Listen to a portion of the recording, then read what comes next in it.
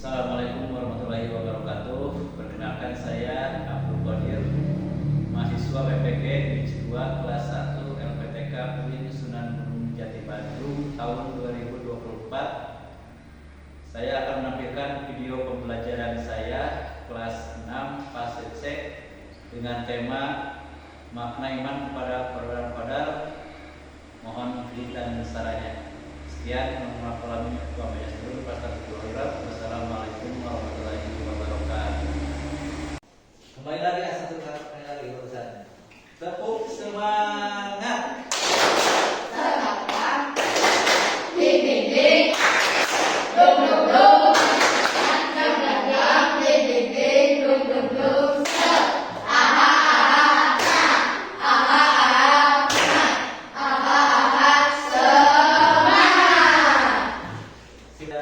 Assalamualaikum warahmatullahi wabarakatuh.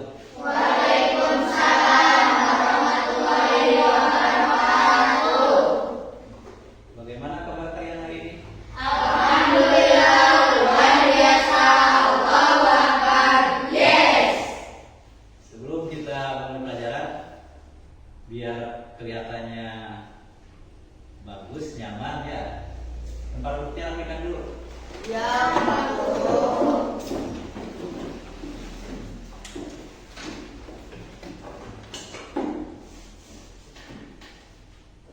Sebelum belajar, marilah kita berdoa dulu bersama-sama. Nanti akan dipimpin oleh KM. Silakan berdoa dulu. Sebelum belajar, mari kita baca doa dulu. Berdoa dimulai.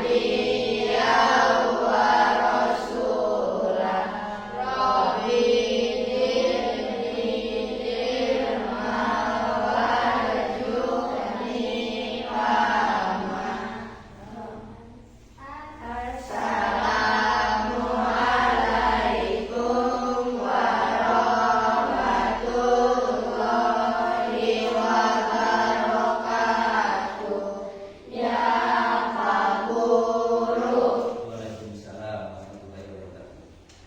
Anak, hari ini siapa yang tidak masuk sekolah? Hadir semua, Pak Guru. Kemarin bayi saya sakit gak masuk. Sekarang udah sembuh ya, udah bisa mengikuti pelajaran hari ini. Alhamdulillah.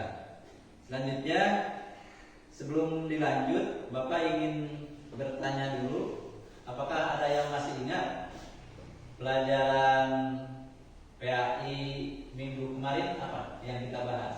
Berkenan tentang mengaji Al-Quran surat Al-Alaq. Berarti masih ingat ya tentang surat Al-Alaq kemarin. Semuanya kan udah pada hafal semua ya. Selanjutnya kiranya untuk pelajaran ini ada yang tahu? Indahnya ketenangan Allah, materi makna iman kepada qadar. Ya, betul ya. Jadi hari ini kita akan membahas bab 7. Kemarin kan bab 6, sekarang bab 7 indahnya ketetapan Allah. Materi pokoknya makna iman kepada qadar dan qadar. Nah, dari judul tersebut Bapak ingin menyampaikan tentang pertanyaan pemantik, pertanyaan perangsang, supaya kalian nanti bisa setelah mempelajari materi ini bersama-sama bisa memahami apa target yang tadi diajarkan dalam tujuan. Yang pertama, apa yang kalian mengerti tentang iman, tentang makna iman kepada qadar dalam kehidupan sehari-hari? Itu yang pertama. Yang kedua, bagaimana kalian menjelaskan perbedaan antara qadar dan qadar kepada teman? Bagaimana kalian menyampaikan tentang koda kepada teman. Yang ketiga, apa hikmah yang kalian rasakan dari keyakinan kepada koda dalam menghadapi tantangan hidup? Itu 3 poin ya, 3 poin pertanyaan semantik. Nanti yang kalian bisa pahami. Di sini ada pertanyaan, apa sih sebenarnya perbedaan antara kodo dan koda? Nah, ini lebih kepada definisi ya, pengertian artinya. Apa? Kodo adalah ketetapan Allah yang sudah terjadi sejak ajali. Jadi sebelum kita dilahirkan. Misalnya, kapan kita dilahirkan dan kapan kita akan meninggal. Itu semua ditentukan oleh siapa? Allah. Oleh Allah. Sedangkan qadar adalah pelaksanaan dari ketetapan tersebut dalam kehidupan kita. Jadi qadar ini adalah realisasi dari bentuk takdir yang kita alami. Jadi nanti kalau contoh Rani tidak ingin dilahirkan oleh keluarga sekarang, sekarang kan keluarga Rani keluarga Bapak Mahmud. Rani mah nggak mau lahir dari keluarga Bapak Mahmud, nggak bisa. Itu udah ketetapan. Atau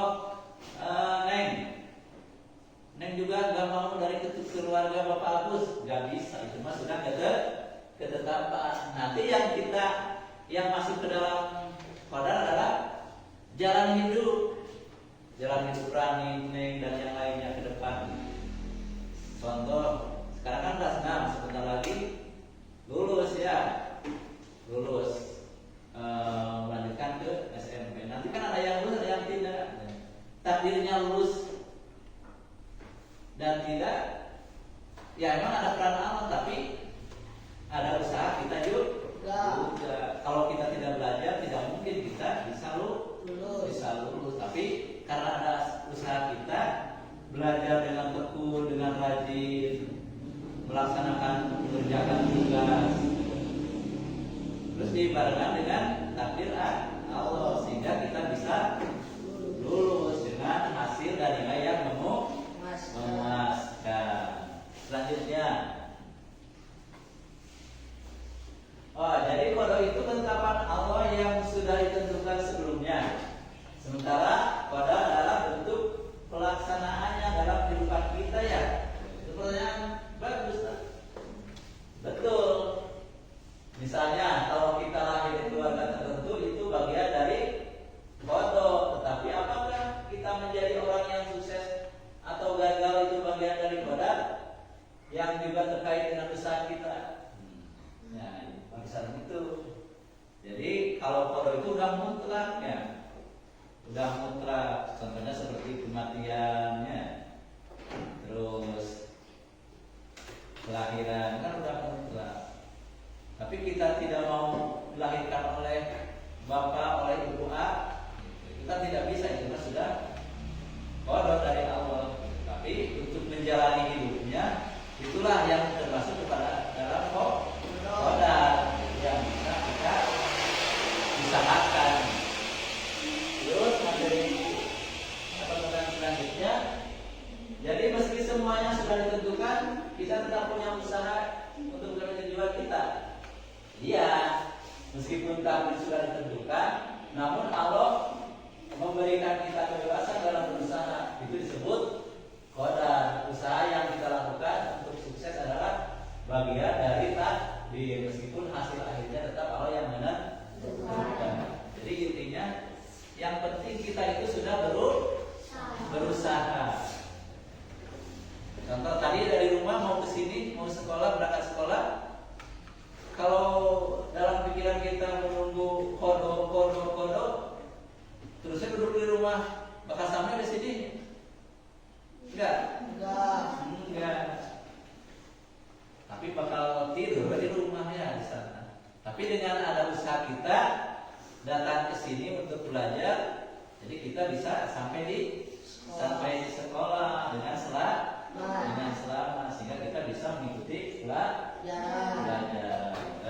Selanjutnya,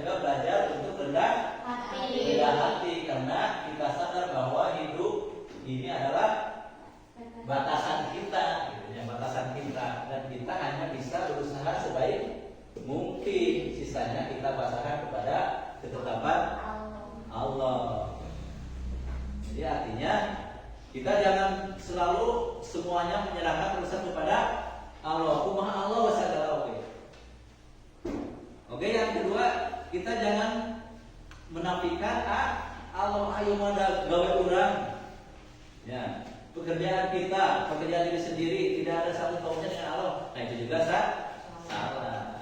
Jadi kita harus ikhlas berbuat sesuatu, berusaha, dan kita juga menyandarkan, berserah diri, pasrah kepada Allah, bahwa pada ujungnya apa yang kita kerjakan, apa yang kita inginkan, apa yang kita kerjakan adalah ketentuan dan ketetapan dari Allah.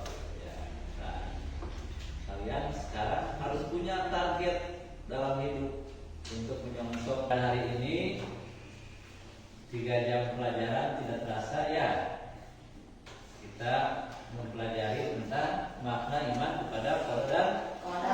Mudah-mudahan kalian bisa memahami, mengerti, terutama bisa melaksanakannya, bisa mengaplikasikannya, bukan cuma di sekolah, tapi di lingkungan keluarga, di lingkungan masyarakat, di tempat tinggal kalian. Insya Allah mau dilaksanakan? Siap? Siap jadi anak yang beriman dan bertakwa? Siap jadi anak soleh-soleha? Insya Allah. Nah, itu aja teman kali ini. Mohon maaf kalau ada kata-kata Bapak yang kurang enak ya. Maafkan Pak. Sekian, terima kasih. Nun wal qalam wa ma yaqulun. Fastabiqul khairat. Wassalamualaikum warahmatullahi wabarakatuh.